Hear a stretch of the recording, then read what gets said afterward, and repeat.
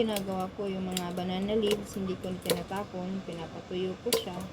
Pag natuyo na, pag nagre-repat ako, minimix ko siya. So, meron na akong organic fertilizer, diba? Yung mga shell ng itlog, yun, nagagamit ko rin yun.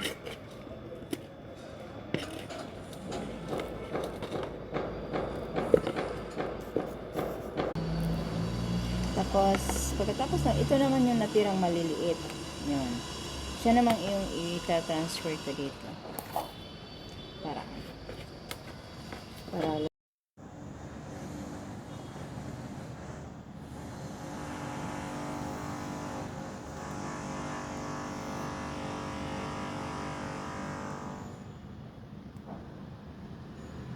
laki na ng aking avocado. Ayan, tingnan mo meron.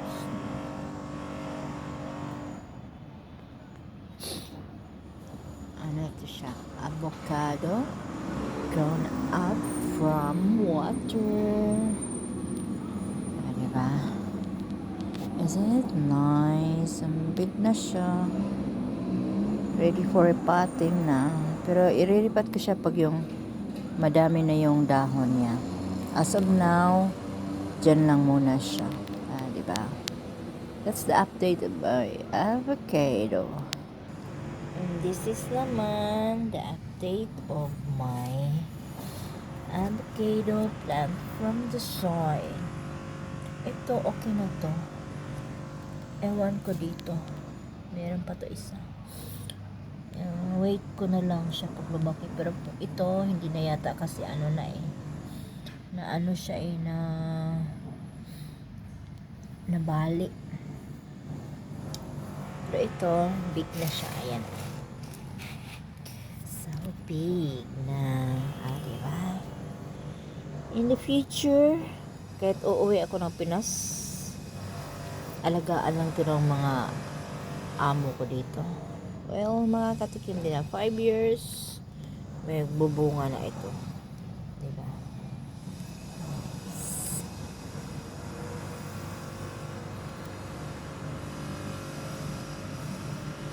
Maganda kasi itong potting soil ko kasi mix na siya. Tapos, at the same time, may mga vitamins din ako na nilalagay. Plus natural vitamins yung shell ng egg. Dinudurog ko lang. Then, yung balat ng saging. Yun. Pinapatuyo ko, tapos ginugupit ko. Tapos pag nag-cultivate ako, hinahalo ko na. Gaya nito. Ayan. Hindi na masyadong yung lupa niya bumababa na. So, ang gagawin ko, pag nagdadagdag ako ng lupa, yung soil, minimix ko yung balat ng shell at saka balat ng saging. Thank you for watching, guys. Keep updating on my next video. Love you. Salamat. Ito na yung money plant ko na bago kong tinanom. Iba din kasi ang shade nito. Yellow at saka green. Malaki na siya. Kung kinuha ko to sa ang liit-liit lang yan. Tapos ito, ewan ko anong klaseng halaman ito. Basta nakitan lang ako sa kanya. Yan, diba? Ganda siya. Sayang, hindi ko madala ito sa Pinas. At ito rin, inugsok ko lang siya. Ayan, tumubo na. Swerte na lang talaga siya, na tumubo siya. Kasi inugsok ko lang to eh. Hiningi ko lang to sa daan.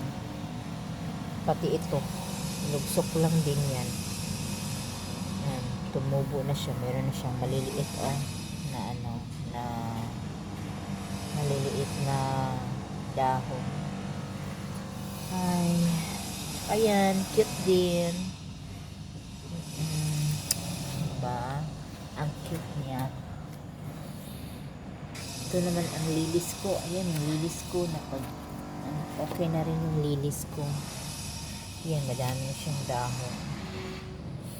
Need ko nga gupitin tong iba, itanggalin ko para ano, para hindi siyang tingnan. Yan. Yan pa yung iba kong lilies. Ayan. Actually, isa lang to, tapos inano ko. Eh, dumami siya. Ayan, di ba? Cute. Ayan.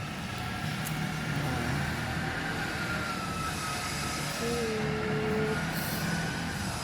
Yung lilies. Yun yung lilies ko. Ayan, dami na niya. Oh. Di ba?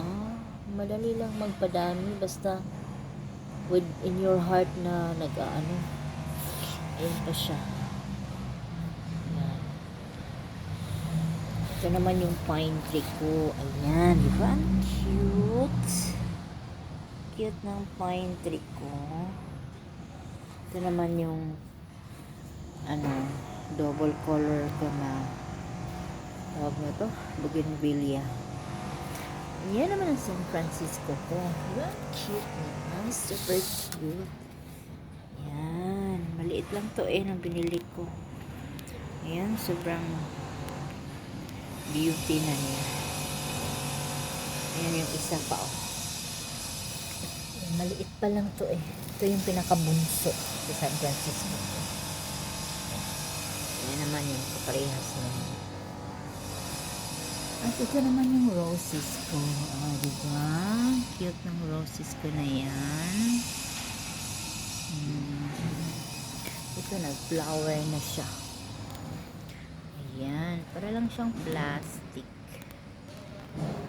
Ayan.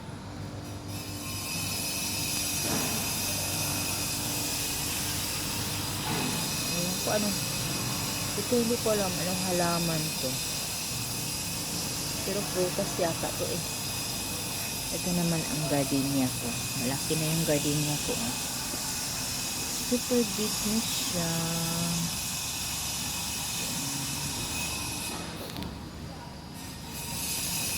Siya naman.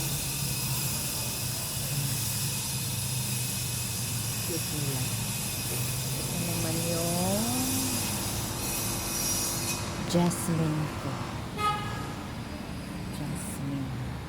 Ito naman yung ayan. Diba ang dami na niya.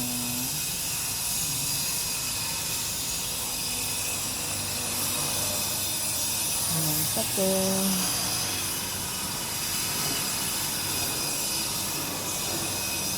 Ayan plant. Ayan.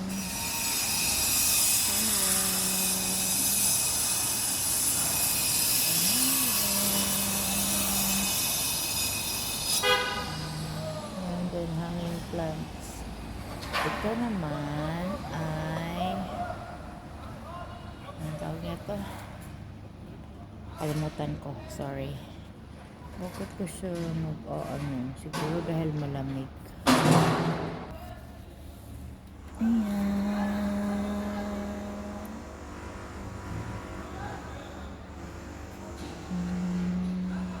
Sobrang cute niya.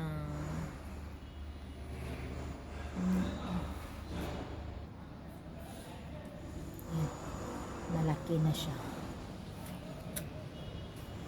Ito naman magpa-flower na siya. Ayan. Flower na. Ayan. Flower niya. Ito naman si white ko. Ayan. Tsaka yan. Ayan. Super healthy naman sila so far.